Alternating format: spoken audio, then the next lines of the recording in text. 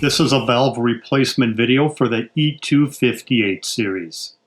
The tools you will need for this repair include an impact wrench, a torque wrench, a ratchet, a 14mm socket, a 27mm socket, a hook tool, a roundhead tool, and a needle nose pliers.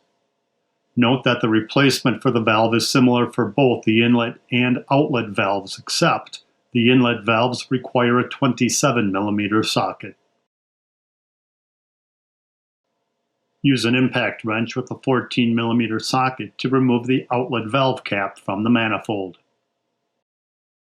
Use a needle nose pliers to remove the valve, the spring,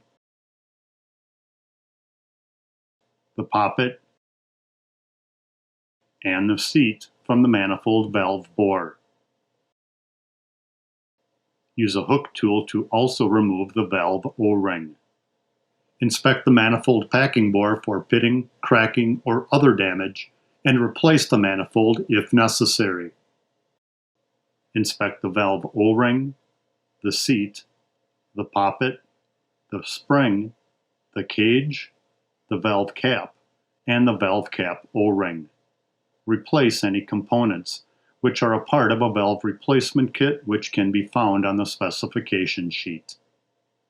Insert the valve O-ring into the manifold valve bore.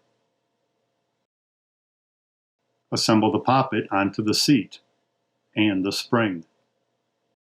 Install the cage and snap it into place.